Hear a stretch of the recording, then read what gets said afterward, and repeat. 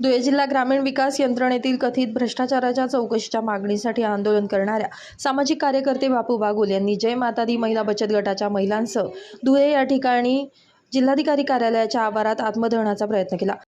जो 40 कोटीचा भ्रष्टाचार झालेला होता त्या संदर्भामध्ये आम्ही महिला बिराण आंदोलन या ठिकाणी चालू केलेलं होतं। जवळजवळ आजचा 8वा दिवस आहे। 8 दिवसापासून बिराण आंदोलन आहे। रात्रंदिवस महिला त्या ठिकाणी बसलेल्या होत्या।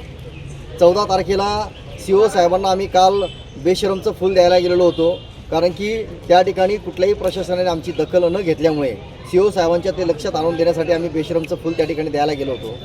परंतु त्या ठिकाणी CO साहेबांशी आमची चर्चा झाली।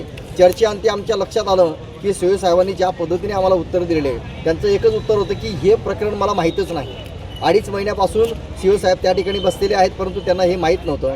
म्हणून 15 ऑगस्ट रोजी आम्ही सामूहिक आत्मदहन महिलांसह या ठिकाणी केलेलं आहे।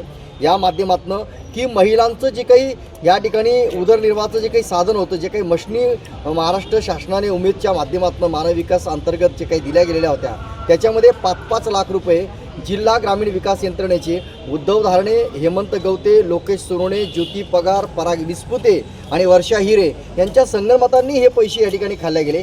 ती जी रक्कम आहे ती 40 कोटीची होती। या संदर्भामध्ये आमची जी काही मागणी आहे ती अँटी करप्शन ब्युरो आणि त्याच पद्धतीने SIT यांच्या माध्यमातून ही चौकशी झाली पाहिजे। त्यांच्यावर तात्काळ गुन्हे दाखल झाले पाहिजे आणि त्यांना बडतर्फ करण्यात आलं पाहिजे। अशा पद्धतीची आमची भूमिका असताना आज आम्ही 15 ऑगस्ट रोजी जिल्हाधिकारी कार्यालयाजवळ या ठिकाणी सामूहिक आत्मदहन या ठिकाणी केलेलं आहे।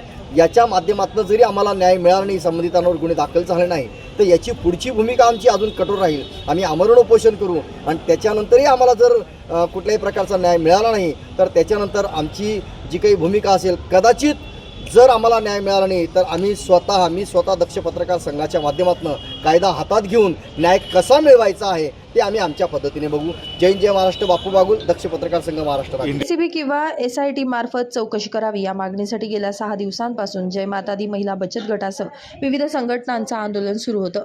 मात्र प्रशासनाकडून ठोस कारवाई होत नसल्याचा आरोप करत आंदोलकांनी 15 ऑगस्टला सामूहिक आत्मदहनाचा इशारा दिला होता। याच पार्श्वभूमीवर 15 ऑगस्टला पालकमंत्री ध्वजारोहणासाठी जिल्हाधिकारी कार्यालयात पोहोचण्यापूर्वीच बापू बागुल यांनी अंगावर ज्वलनशील पदार्थ ओतून आत्मदहनाचा प्रयत्न केला।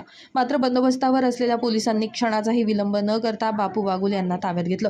पोलिसांच्या तत्परतेमुळे स्वातंत्र्य दिनाच्या दिवशी मोठा अनर्थ टळला। दरम्यान ग्रामीण विकास यंत्रणेतील कथित गैरव्यवहाराची चौकशी आणि संबंधित अधिकाऱ्यांवर कठोर कारवाईच्या मागणीवरून आंदोलक आक्रमक झाले असून प्रशासनाच्या भूमिकेविरोधात संताप व्यक्त केला जातोय। Bureau report, Lumbini news, Dhule.